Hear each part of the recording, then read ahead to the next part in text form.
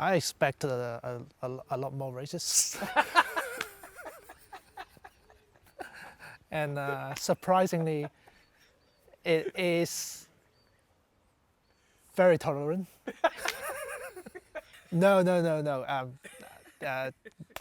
All people here has been so welcoming and such lovely people. I was only made aware of the retreat at the beginning of this week, thanks to a conversation I had with the wonderful Luke Avery, yes.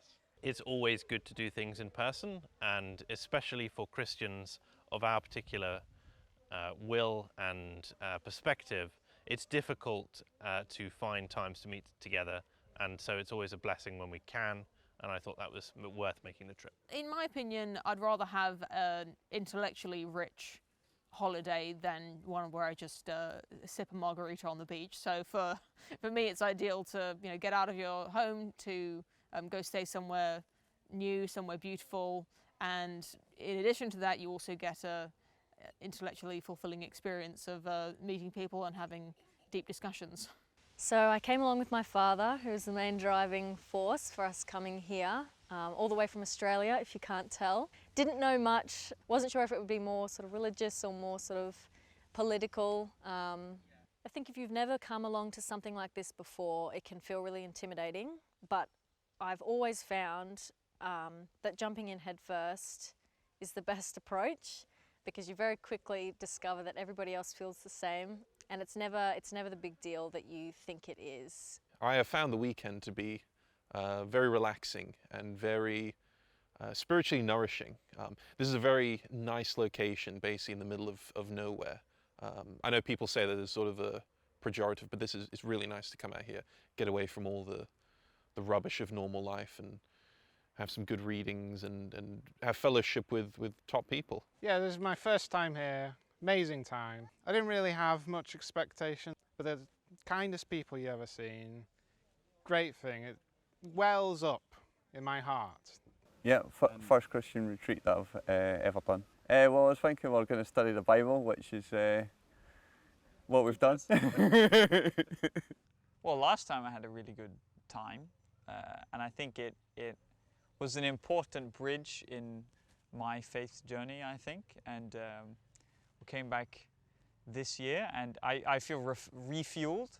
I remember how it was to be a first timer, and it's been very fun to see the other first timers, because I get to see them go through the experience that I remember so fondly. This area is absolutely beautiful. I've never really been to this specific part of East Anglia before, so it was really nice to see that. It's really beautiful, and this place has got a lot of history to it, so it's worth coming to, absolutely. Wow, I mean, it was quite the journey to get here, but I think that it's had a sort of pilgrimage effect. It's really quiet in a way, and sort of peaceful and tranquil in a way that I really like. The venue this year, which is much more in the countryside, and it's beautiful. It's more a place geared for retreat, surrounded by nature, beautifully kind of cared for gardens. You really do get that sense of retreat and withdrawing. It feels like a fantasy village. It doesn't feel real. It feels like I've entered some sort of novel, and now we're here and we're reading magic. I loved the intro to Proverbs exercise, as it were, of literally dumping the entire book of Proverbs on the group. You had to leap through the air, grasping and grabbing to find the Proverbs that made the most sense to you. I'm making it sound like a game show, of course. You could grab any proverb and derive wisdom from it, but it was also important to pick out the ones which resonated particularly with each of the members of the retreat. So I really enjoyed that, and I thought it was a great introduction to the concept of deriving wisdom and the supernatural God thread that runs through all of the Proverbs. Okay, a proverb that has stuck with me, probably for personal reasons, at the moment might be it's better to sleep on your house than spend time with a quarrelsome woman. Not because I'm with a quarrelsome woman, but I've recently got into a relationship, and you're in those stages where, is it working out, is it not? And I in my mind, I do not want to be the man sleeping on the roof. I want it to work out. So it's a good one to think on, I think, and look at my current relationship and think, okay, is this worth pursuing, or will it end up like that? A proverb that I frequently have to remind myself of, that my husband also then reminds me of, is who by worrying has added another day on to their lives. And I was like, ah, yes, I feel like with a lot of proverbs, very seen. The cauldron is for silver, the furnace is for gold, and the Lord tests hearts.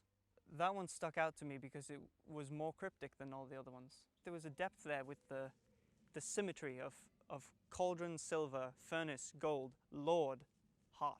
There was layering going up from silver to gold to the heart. And once again, it's this thing of where faith and the heart and spirit is sort of, it's greater than all worldly wealth. I have it in my book.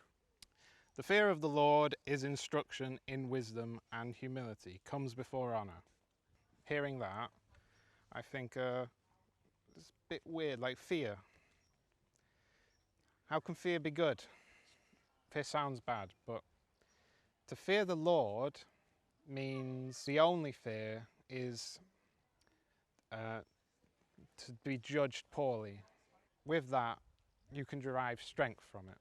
The personal thing I combat the most, I think, is sloth. The Proverbs goes on and on about how you shouldn't be turning around in bed or being lazy, ploughing the field during harvest, etc.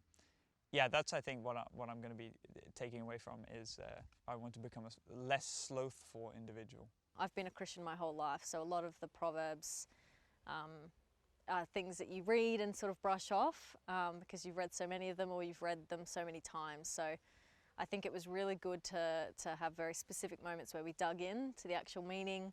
Obviously, being surrounded by like-minded people, you definitely had people digging in a lot more than you maybe would just as a passing read over and bringing out all sorts of things that you just wouldn't have thought of yourself. All of the social activities that we've undertaken at this retreat have been fantastic. A really good bonding experience in the first nights and a chance to wet our whistles with some silly stories from all of the attendees. I think in modern day workplace or institutions, there are things that we can't say or we don't know what to say or walking on eggshells. But here, it's complete freedom. So it's something special. Well, obviously we've travelled a long way to be here, so we loved going to the seaside and sort of seeing all the bunting and the sailing boats and as much as, yeah, talking to people bonds you with them, having those moments of just throwing a ball around or walking down the beach is really rewarding. It broke up those more serious, meaty conversations so that your brain had a bit of a break as well. Right, so in the Lambda retreat, there's tons of games to play. We played the ball game on the beach. King ball, and in that game there is a king and he has the ball and he's going and chucks the ball out. So the job of the plebs is to catch the ball. They catch the ball, they go up a rank in the feudal society, let's say. Because it's a sort of evolving monarchical game which was very on brand. Each new king got to deliver a new law. Somebody had the wisdom to add dives for extra points, and that was really, you know, that rule was meant for me, I feel like, and I have the knees to show for it. It was just really nice meeting people. Everyone was super friendly. It was not exclusive feeling at all. There's a lot of different types of characters here, so you're likely to meet someone who's going to be similar to yourself, and people with different levels of understanding of the Bible. You're not going to be kind of just feeling a little bit inadequate or anything like that. You're going to be very welcomed.